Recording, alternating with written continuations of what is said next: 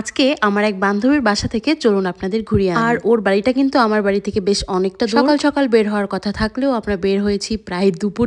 তো এই তো আমরা মেট্রো স্টেশনে চলে এসেছি, আর আমরা আসার কিছুক্ষণ পরে ট্রেনও চলে এলো। তারপর 1 ঘন্টা মেট্রোতে জার্নি করে আমরা পৌঁছে গেলাম। আমার বান্ধবীর বাসা হচ্ছে নাঙ্গাল, আর আমরা যেহেতু নিউ টাইপের সিটি থেকে আসছি তাই অনেকটা সময় লেগে গেল। মেট্রো থেকে নামার পর ওর বাড়ি কিন্তু বেশ কাছেই, যেমন হেঁটে আমরা প্রায় 10 থেকে 12 মিনিটেই পৌঁছে যেতাম, কিন্তু অনেকটা দেরি হয়ে গেছে। এর সঙ্গে বৃষ্টিও শুরু হয়ে গেছিল, এই জন্য আমরা উবার নিয়ে নিলাম একটা। এটা কিন্তু রোববার ছিল, মানে উইকেন্ড। আর ইদানিং ভাই কি যে প্রবলেম হয়েছে জানি না, যখনই উইকেন্ড আসে তখনই দেখি বৃষ্টি। যা কেয়ার করার। তো বৃষ্টিতে যেতে যেতে এটা শেয়ার করি যে ও আমার কিভাবে ফ্রেন্ড হলো। তাইপেতে আসার পর আমি আর অভি জন্মাষ্টমী উপলক্ষে একটা অনুষ্ঠানে গেছিলাম, আর সেখানে গিয়েই ওর সঙ্গে আমাদের প্রথম দেখা। আর ও যেহেতু বাঙালি তো আমরা প্রায় টুকটাক কথা বলতাম। এরপরে দুর্গাপূজার সময় তো আমরা তাইপেতেই ছিলাম, তখন আমরা একসঙ্গে পুজোটা কাটিয়েছি। তো এভাবেই আমাদের খুব ভালো একটা ফ্রেন্ডশিপ হয়ে গেছে। আর আমরা চলে এসেছি ওর বাসায়। অভিক অলরেডি সোফাতে বসে পড়েছে। আমি ভাবলাম ওর এই ছোট্ট সুন্দর অ্যাপার্টমেন্টটা আপনাদের সঙ্গে শেয়ার করি। এই যে এটা ওর লিভিং রুম, আর বাইরে কিন্তু ডাবল ডোর সিকিউরিটি ছিল। এই অ্যাপার্টমেন্টটা দোতলাই ছিল। তো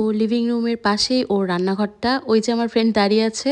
আর আমাদের বাঙালিদের রান্নাঘরটা একটু এরকম সেফ প্লেস দেখে নিতে হয়, যেহেতু আমাদের খাবার দাবার মশলার এসবের স্মেল বিদেশিরা নিতে পারে না, স্মেলটা যেন বাইরে না যায় এরকম দেখে আমাদের রান্নাঘরটা নিতে হয়। এই যে এদিকে ওর অনেকগুলো শু ক্যাবিনেট ছিল, আর পাশেই বাথরুমটা ছিল। বাথরুমটা আর দেখালাম না, এবার ওর রুমটা দেখাই। রুমে ঢুকতেই সুন্দর একটা মিরর আছে এপাশে, ওই যে আমাকে দেখা যাচ্ছে, হাই।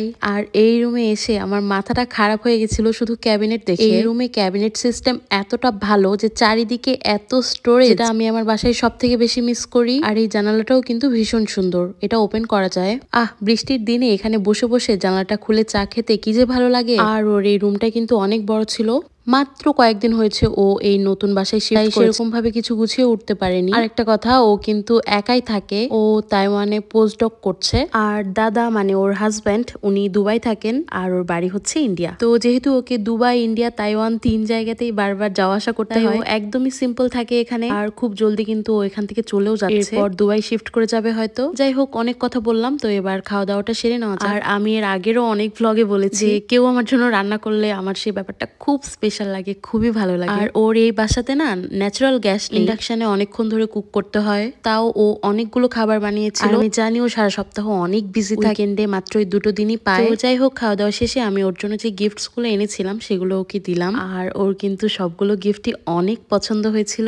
তারপর আমরা বেশ কিছুক্ষণ আড্ডা দিলাম 3 জন, আর দেখতে দেখতে বিকেলও হয়ে গেল। তো আমরা 3 জনে একটু চা খেলাম। আমাদের প্ল্যান ছিল বাইরে একটু কোথাও পার্কে ঘুরে আসবো, কিন্তু আকাশ তখনও মেঘলা। আর ওর বাড়ি থেকে না এরকম মেঘে ঢাকা পাহাড় এত সুন্দর দেখা যায়। তো বৃষ্টির মধ্যে আমরা আর ঘোরাঘুরি করলাম না, ও এসেছে আমাদেরকে একটু এগিয়ে দেওয়ার জন্য। আর ওকে বিদায় জানিয়ে আমরা আবার বাড়ির পথে চললাম। খুব ভালো কাটলো আজকের দিনটা। আর ওর বাড়ি তো আমাদের বাড়ি থেকে অনেকটা দূর, তাই আমাদের খুব ঘন ঘন দেখা হয় না। যখন দেখা হয় আমরা খুব মজা করি একসঙ্গে। এই তো আজকের দিনটা আপনাদের সঙ্গে শেয়ার করলাম। নতুন ভিডিও দেখতে কিন্তু আমার পেজ আর চ্যানেলটা ফলো করবেন। বাই।